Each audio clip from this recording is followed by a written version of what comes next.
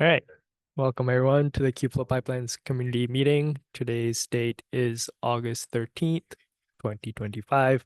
This meeting is governed by the CNCF Code of Conduct. The meeting is recorded and will be uploaded to the Kubeflow YouTube account after the call has ended. So just realizing that I didn't upload the last call's video to the YouTube playlist, so I'll do that after this one along with the recording for this call. And you'll see it linked to next to the meeting notes as well. So that's easier to find. As always, we start with introductions for anybody that is new to the call or just never has had the opportunity to introduce themselves. So if you are such a person, feel free to introduce yourself now.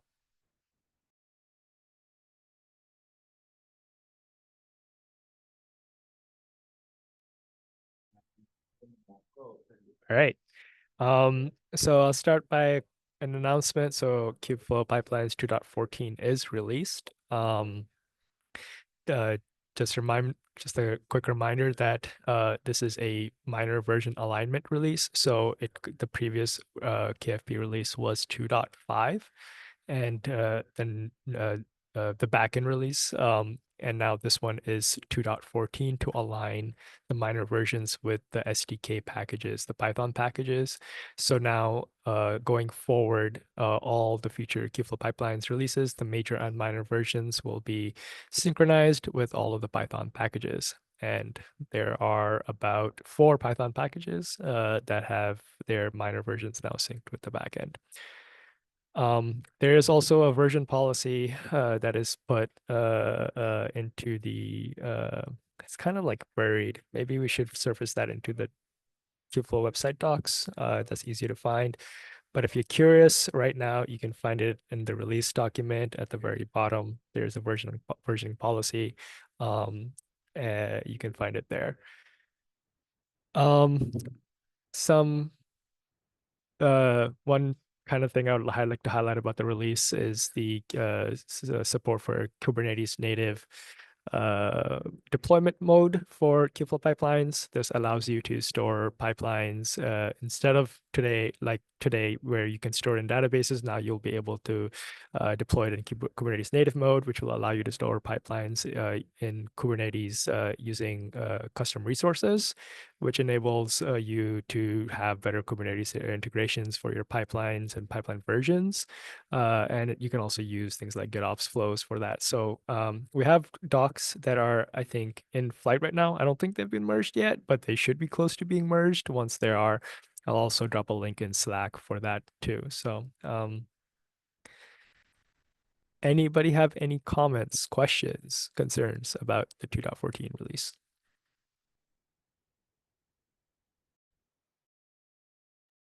All right.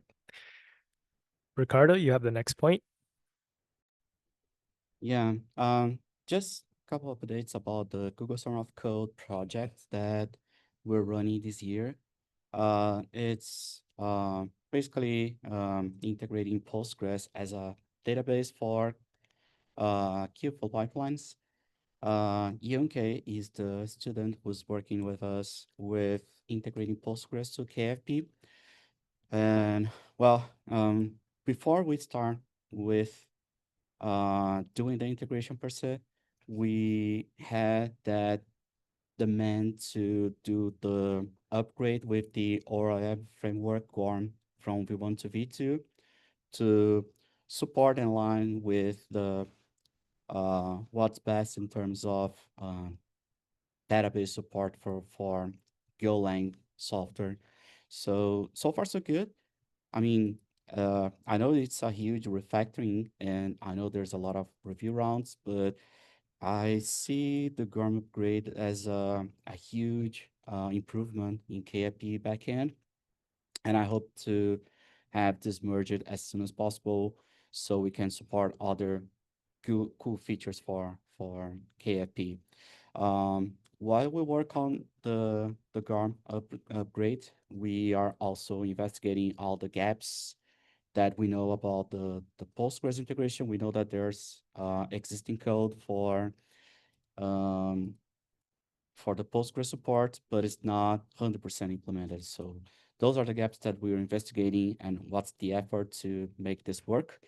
In parallel, we're working on that huge GARM upgrade that will be a great milestone for KIP community.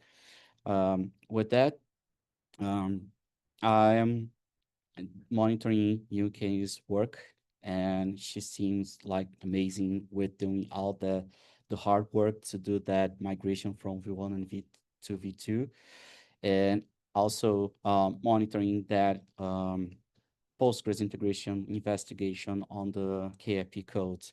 When we have time, we'll probably uh, do a presentation to this meeting to talk about the big improvements with migrating to GRM v2 and whatnot.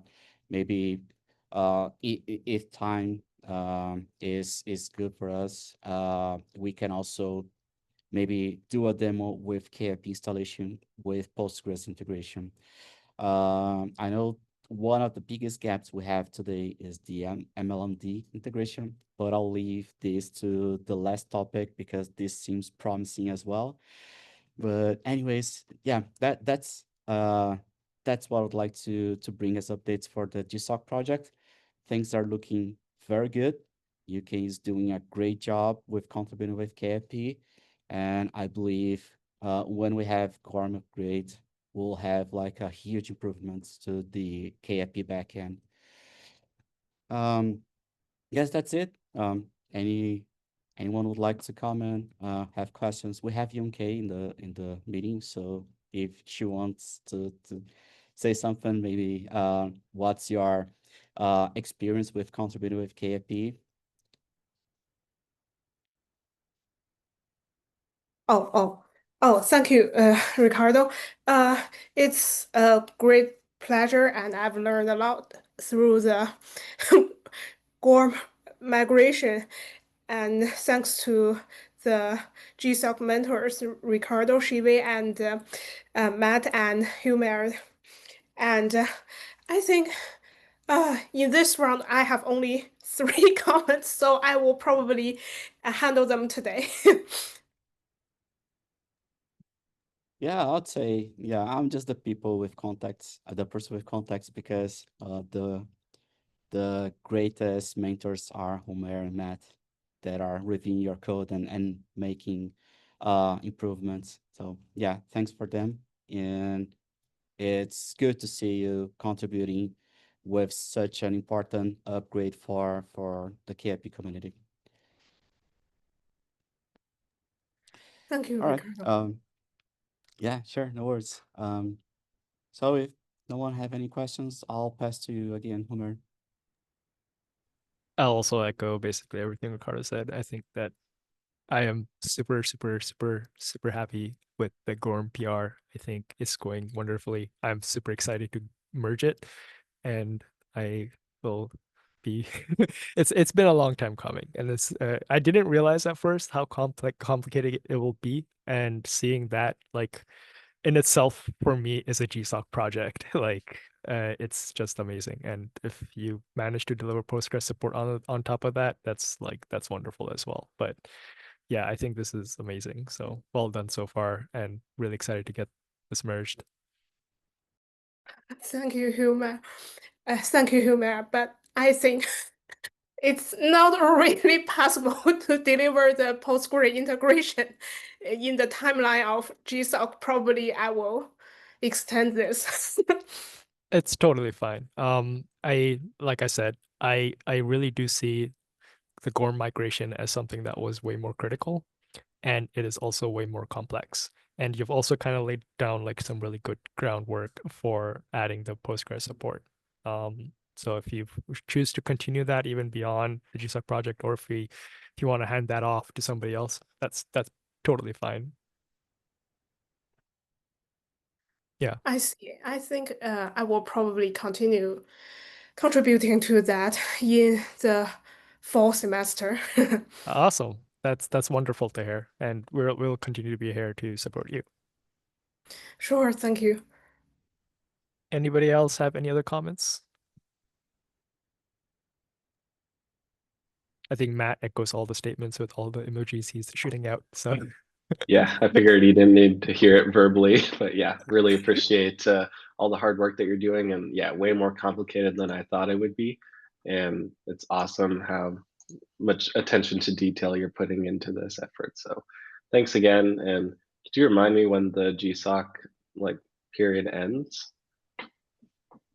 Like Uh, what's the time?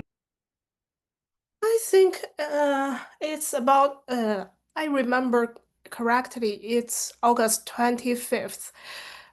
That's the original deadline for the GSOC, but I remember that Shive and the other mentor has already extended it for me for another month. Yeah, Oh, I think Shiva requested an extension to the GSOC project. I just need to confirm if there's another month or so, but I know that there's an extension to the GSOC project. that's great news. Awesome. this individual is not in the call, but we somehow also had another GSOC student working on KFP related work. Their name is Harshbir. They're working on adding CV'd FS replacement for Minio, which is also another like huge tech debt item for KFP, and they've been working very diligently on it. So just wanted to give props to them as well. And one thing that they're also adding as like a side effect of this change is they're adding CI testing for multi-user mode in KFP, which is something that's been a huge gap in the KFP CI. So it's an interesting PR. If you are curious, I can find a link to it and I can add it to the docs here, and you can take a look. Anybody here who's interested in that. So uh, it's cool stuff. CVidFS is a very cool project. If you take a look at it, like you'll find the gateway functionality like super interesting. Um, there is another topic here. This individual was not able to join the call, but they wanted to drop a just like a PSA. I'll just kind of read it out for them. It's from Orpheus. Unfortunately, this meeting is really late for me to join. I'm leaving this note here to let you know that there is a proposal for supporting Istio ambient mode and Kubernetes Gateway API in Kubeflow. Maybe the pipelines community is interested to take a look and provide feedback. For those that don't know, Istio ambient mode is a way to deploy Istio without using the sidecar approach, which a lot of people find very the overhead of that a bit too high. So there's different ways in which you can deploy. I think ambient mode one is you use daemon sets, and the other one is you can have like namespace level gateway pods. I'm not exactly sure on the details, but it's interesting. Take a look if you are curious to find out more. The link is in the release docs, the meeting docs. Ricardo? Maybe I'm wrong, but I believe they should pass along this message to the platform team because they are the ones who are working to maintain the Istio support on Kubeflow. I don't know if I'm wrong, but Julius is unless involved in there's this, yeah, so I'm sure they're aware. Yeah. okay, This is awesome. just for Yeah. the, I think this is a notice for like the different component owners to also chime in and take a look and be aware of what's going on at the platform level for each component. Okay, gotcha. Any other comments about that? Okay. So I have the last topic. It's about MLMD removal. So this shouldn't come as a surprise. I made the issue for this some time ago. Um, but in the issue itself, I provided some options for us. Right now, we are going to be going with the option 2, but I want to run it by the community as well, which is basically instead of trying to find an alternative, right, or some other option, uh, we are going to just replace MLMD and add the missing functionality straight into Kubeflow pipelines. So I've done an investigation into how we use MLMD. We don't really use it like extensively. We just need to add a couple of tables, and we can make the switch rather seamlessly. Instead of executions, we'll use tasks, and I'll provide a full proposal for this either tomorrow or on Friday that I'm working on currently. It is a heavy lift, but the overhead here is worth it. We lose the need for like MLMD gRPC server. We lose the need for Envoy. This will also supersede the pipeline IR proposal that was midway in progress, but I don't think it never really came to fruition. So we will be updating the run object to have a more meaningful uh, um, details about the run status. We'll be reporting things like on each component's inputs and outputs directly from the run object, so the UI doesn't need to get this information from MLMD since it won't be there anymore. So everything will be now through the KFP API server. So we feel this architecture model is superior. And we'll also be adding namespace multi-tenancy to artifacts, which is, again, as we all know, a huge gap in KFP with MLMD today, since MLMD doesn't have a concept of namespaces. Now we can directly bake that into the KFP API server. So you can find all of the details in the proposal I'll pitch, but I did want to run it by here in the community just in case anybody has like severe qualms about this, or they would like to comment on the idea of just removing MLMD altogether. Yeah, heavy +1 for me because we need to solve the multi-tenancy namespace isolation issue. And the other alternative is to have APIs at the KFP API server that forwards the traffic to MLMD. So at that point, you might as well just replace ML or remove MLMD entirely. So I think it's a good step forward. Yeah, agreed. Any other comments, concerns? I think we'll be aiming for this for the next KFP release. So that would be KFP 2.15. We do consider it like, at least my team considers a pretty high priority item. And so we will be working on this and trying to push this forward. Yeah, I think where community feedback would be really helpful is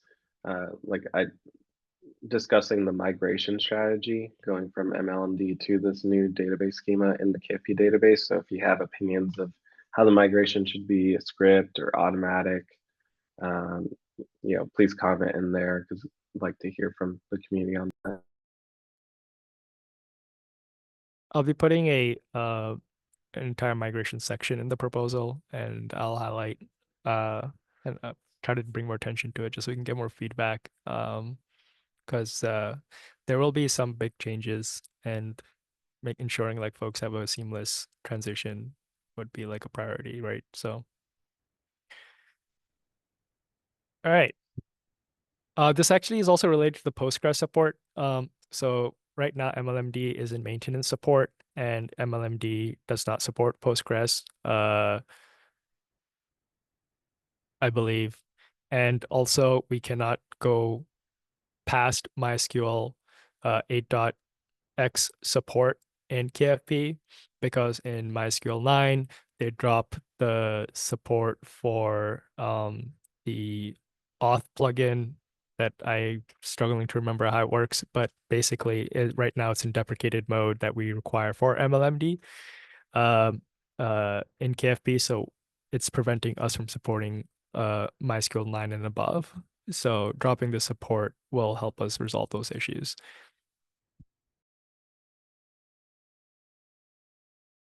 Ricardo says it's partially functional. Guessing you mean the Postgres support in MLMD. Yeah, that's right. Yeah. All right, cool. So that's all we have for today. Anybody have anything they would like to squeeze in before we end the call? All right. Next time, we're hoping that one of the other maintainers will be hosting this call for the first time, so it won't be me. Am I right? I'll get them to volunteer. Okay, cool. So look forward to that. Thanks everyone for staying. As a reminder, this call is recorded and will be uploaded to the Kubeflow YouTube channel. Thanks everyone. See y'all next time. Take care. Thank you.